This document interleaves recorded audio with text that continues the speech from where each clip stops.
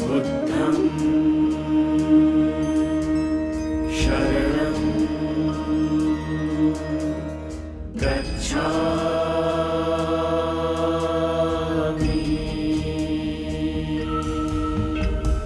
धम्मं शरणं गच्छामि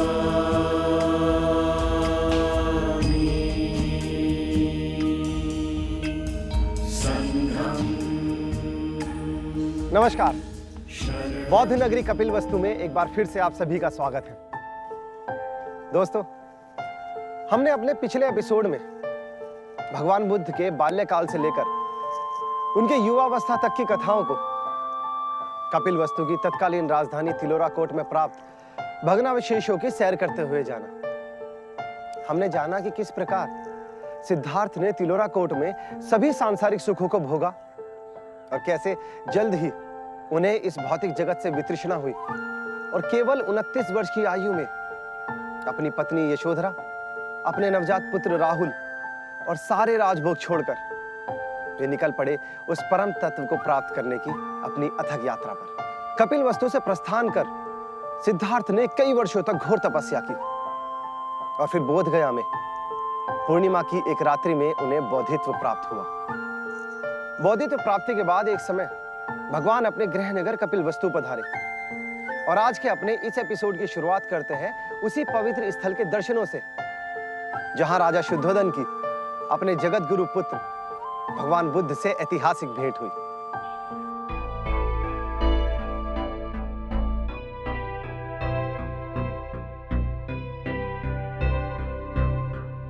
कुदान गांव तिलोरा कोट से लगभग 6 किलोमीटर की दूरी पर स्थित है।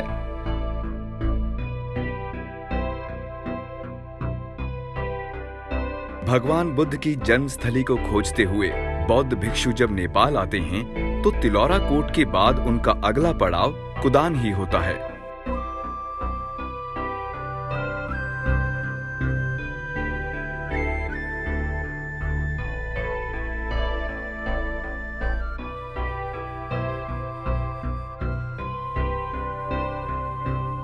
दोस्तों, भगवान बुद्ध के जीवन चक्र में कुदान का महत्वपूर्ण स्थान है।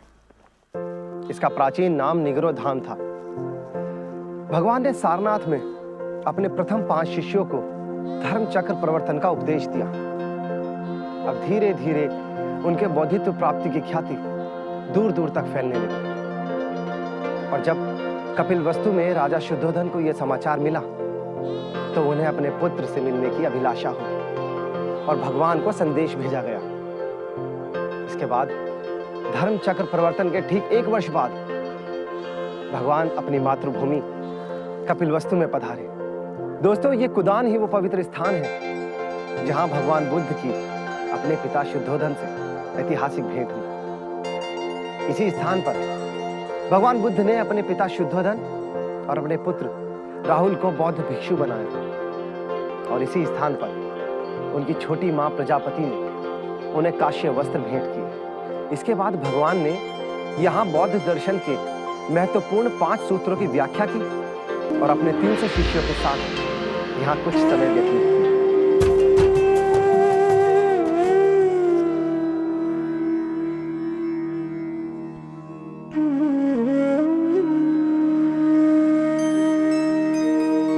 जब भगवान बुद्ध द्वारा ज्ञान प्राप्ति का समाचार कपिलवस्तु पहुंचा तो उन्हें उनके पिता राजा शुद्धोधन द्वारा घर आमंत्रित किया गया।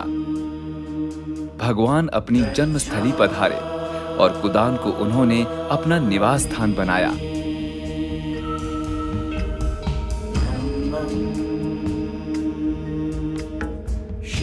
तो निग्रोधाम नाम के जगह पे उन्होंने 3 महीना तक बरखावास किया, जो कि निग्रोधाम ये है, निग्रोधाम बिहार।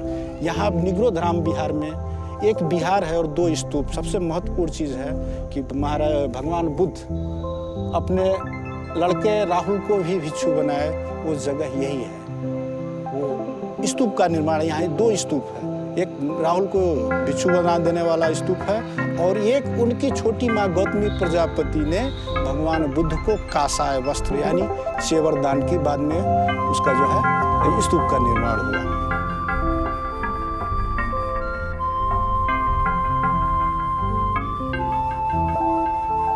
और यहाँ इस निग्रोधाम में भगवान बुद्ध 3 महीना तक बरसात के समय में रुके, जो कि बरखावास कहा गया।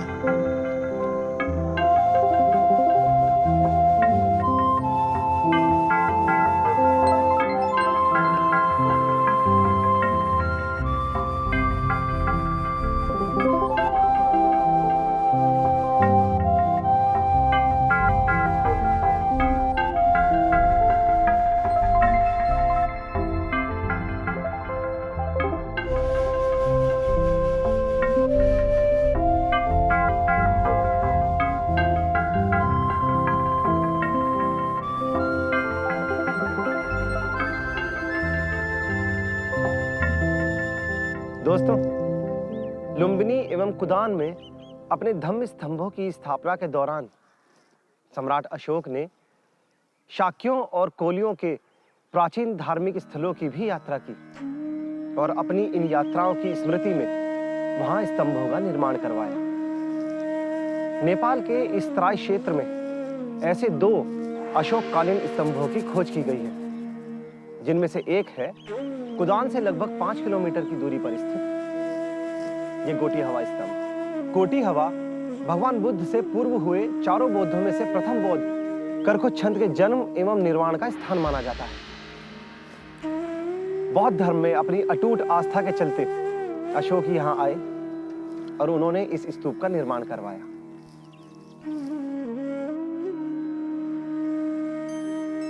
प्राचीन काल में गोटी हवा को खेमावती नाम से जाना जाता था।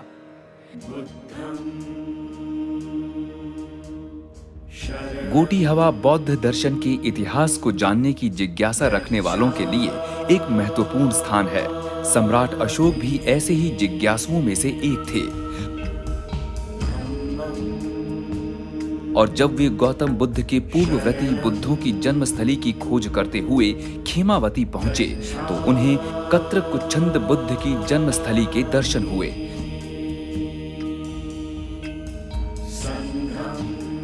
और इसकी स्मृति स्वरूप उन्होंने इस स्तंभ का निर्माण करवाया।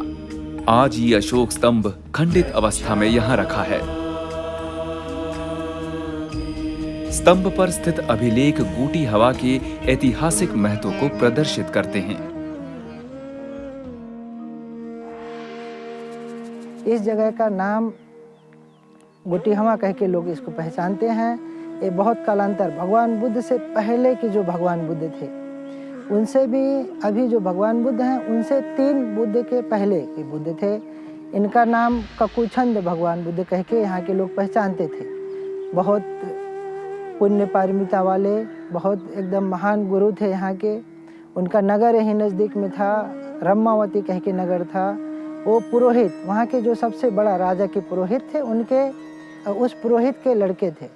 और यहाँ से जब राज त्याग किए, जैसे हमारे भगवान त्याग किए थे तो घोड़े पे चढ़ के गए थे, तो ये राजा जब राज त्याग किए हमारे ककुछंद भगवान, तो रथ पे चढ़ के यहाँ से त्याग करके बुद्ध गया वगैरह जाके वहाँ पे ध्यान किए।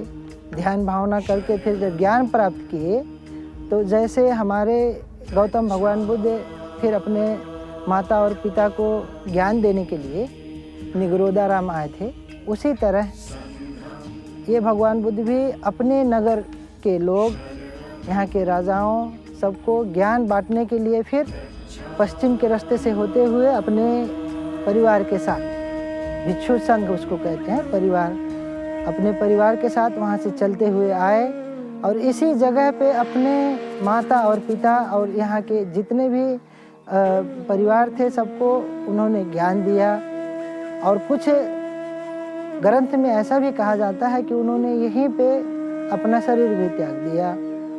तो इस वजह से यहाँ वहाँ उनकी अस्थि धातु वगैरह रख के, अस्थि धातु जो होता है बुद्ध लोगों का, वो अस्थि धातु रखकर इस स्तूप का निर्माण करवाया गया।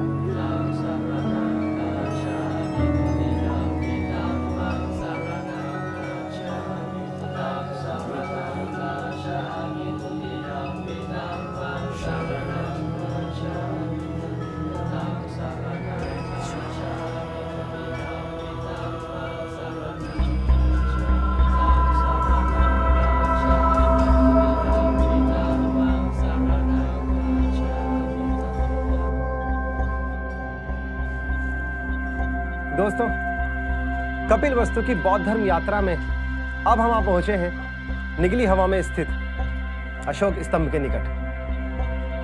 बौद्ध दर्शन की मान्यताओं के अनुसार भद्रकल्प में द्वितीय बुद्ध हुए, कनकमणि बुद्ध, और इनका जन्म यही निगली हवा में यजुदत्त और उत्तरा के घर में हुआ। ऐसा कहा जाता है कि जब उनका जन्म हुआ तब आकाश से स्वर्ण की वर्षा होने लगी थी, इसी कारण इनका नाम कनकमणि रखा गया। इस प्रकार निगली हवा द्वितीय बुद्ध की पवित्र जन्मस्थली बना और सम्राट अशोक ने यहां इस स्तंभ का निर्माण करवाया। तो आइए जानते हैं निगली हवा और इस अशोक स्तंभ के बारे में कुछ और महत्वपूर्ण बातें।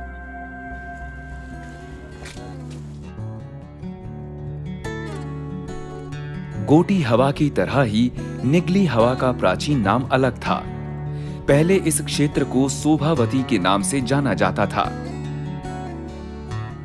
तिलौरा कोट के भग्नावशेषों से चंद किलोमीटर की दूरी पर स्थित निगली हवा पहुंचने पर यह स्थान एक छोटा सा गांव प्रतीत होती है,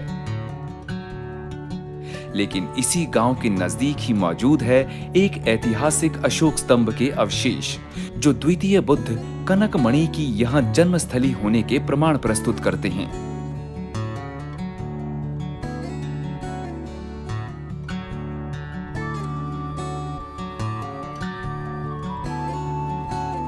नेपाल की तराई में स्थित अन्य बौद्ध स्मारकों की तरह इस क्षेत्र को भी संरक्षित कर दिया गया है।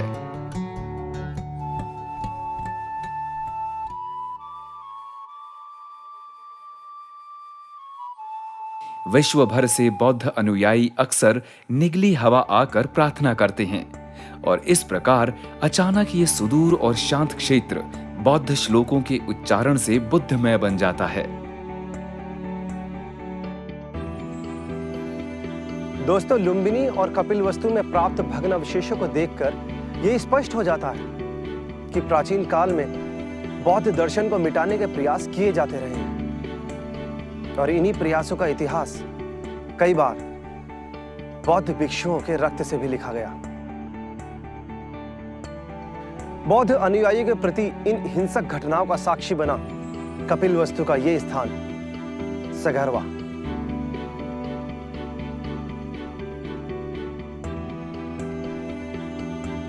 इसी स्थान पर एक समय लगभग 70,000 शाक्य मुनियों का बड़ी ही बेरहमी से नरसंहार कर दिया गया था। एक समय यह क्षेत्र पूरी तरह से रक्त रंजित था। जब सम्राट अशोक ने इस क्षेत्र की यात्रा की और इस रक्त रंजित इतिहास के अवशेष देखे तो वे भावुक हो उठे।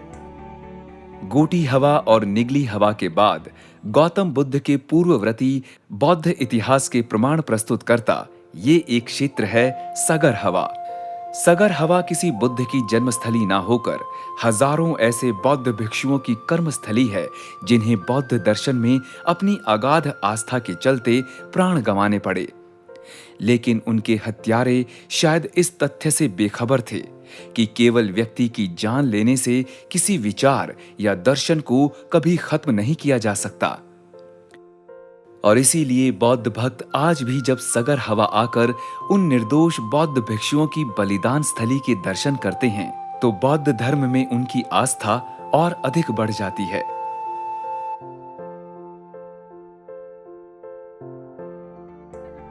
शाक्य वंशी नगरी कपिलवस्तु और यहां पर स्थित बौद्ध धर्म के इतिहास की कथाओं को जानने के बाद समाप्त करते हैं आज का अपना ये एपिसोड।